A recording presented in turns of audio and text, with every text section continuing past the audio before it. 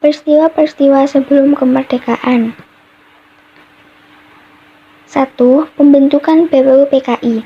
Tujuan dibentuknya BPUPKI adalah untuk mempelajari dan menyelidiki hal-hal penting yang berkaitan dengan pembentukan negara Indonesia merdeka, seperti membuat rumusan dasar negara dan rumusan konstitusi negara. A. Sidang pertama. Pada 1 Maret 1945, pada saat itu dibentuk BPUPKI, Badan Penyelidik Usaha-Usaha Persiapan Kemerdekaan Indonesia, atau dalam bahasa Jepang disebut Dokuritsu Junbi Kosakai.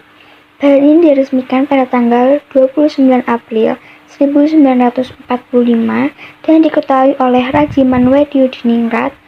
Pada 1 Juni 1945, dipilihlah rumusan dasar negara atau Pancasila yang diajukan oleh Soekarno.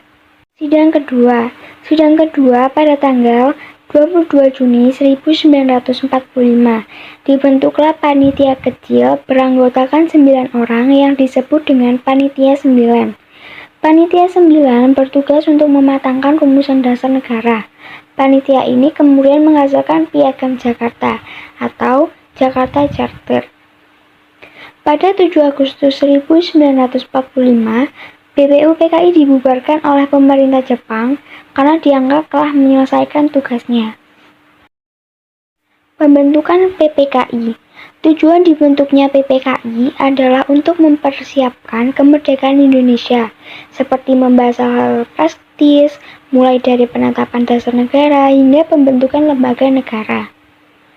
Pada 12 Agustus 1945, dibentuklah PPKI, Panitia Persiapan Kemerdekaan Indonesia, atau Dokuritsu Junbi Inkai, dalam bahasa Jepang. Panitia ini diketuai oleh Soekarno dan beranggotakan 21 orang. Tugas PPKI adalah untuk melanjutkan tugas-tugas organisasi sebelumnya, yaitu BPUPKI dalam mempersiapkan kemerdekaan Indonesia. Berita kekalahan Jepang. Jepang menyerah tanpa syarat kepada Sekutu pada tanggal 15 Agustus 1945. Peristiwa Jepang menyerah pada Sekutu terjadi setelah jatuhnya bom atom di Hiroshima dan Nagasaki. Peristiwa Rengas Dengklok.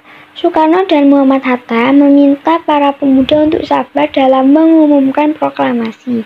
Soekarno dan Muhammad Hatta pun diamankan ke Rengas Dengklok, Jawa Barat oleh para pemuda. Mereka dijemput pada 16 Agustus 1945 pukul 4.30 WIB oleh rombongan golongan muda. Sementara itu, di Jakarta akan dilaksanakan rapat anggota PPKI di gedung Cusangi. Ahmad Subarjo pada saat itu mencari keberadaan Soekarno dan Muhammad Hatta, pun diberangkatkan ke Rengas Dengklok untuk bertemu dan berunding dengan mereka. Akhirnya, Subarjo berjanji dengan jaminan nyawa kepada golongan muda bahwa proklamasi kemerdekaan akan diumumkan pada keesokan harinya, selambat-lambatnya pukul 12 WIB. Dengan jaminan itu, akhirnya Soekarno dan Muhammad Hatta dibawa kembali ke Jakarta. 5. Perumusan teks proklamasi kemerdekaan. Dari Rengas Dengklok, rombongan tiba kembali di Jakarta pukul 11:30 waktu Indonesia Barat.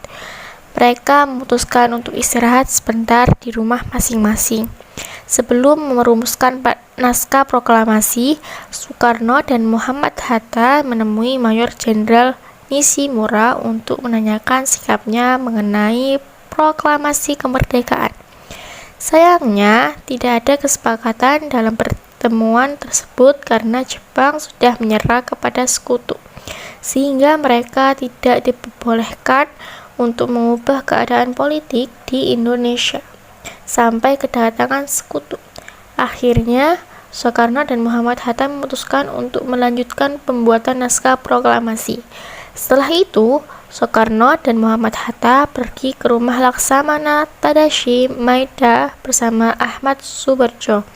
Walaupun orang Jepang, Laksamana ini memiliki kedekatan dengan tokoh-tokoh Indonesia dan beliau memberi jaminan keselamatan.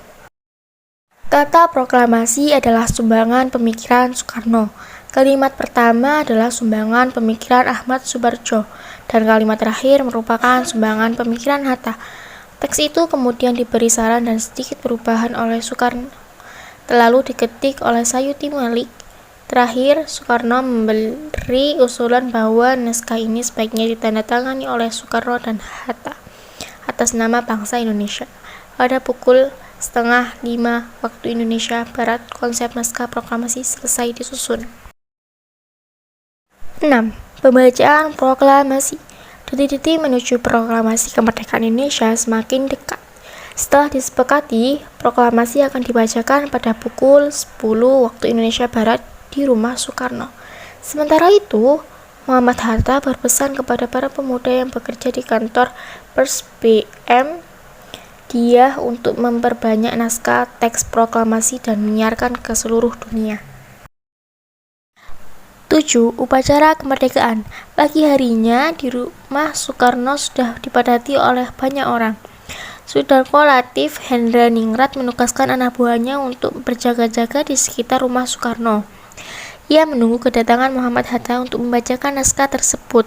Setelah Bung Hatta datang, upacara dimulai. Pada awalnya, SK Trimurti diminta untuk mengibarkan bendera. Namun ia menolak. Menurutnya, pengibaran bendera sebaiknya dilakukan seorang prajurit. Akhirnya, ditunjukkan Sudarko Latif Hendraningrat, seorang prajurit peta, dibantu oleh S. Suhud. Sementara itu, bendera merah putih dijahit oleh Fatmawati, istri Soekarno. Upacara berlangsung syahdu dan para hadirin spontan menyanyikan Indonesia Raya ketika bendera dikibarkan.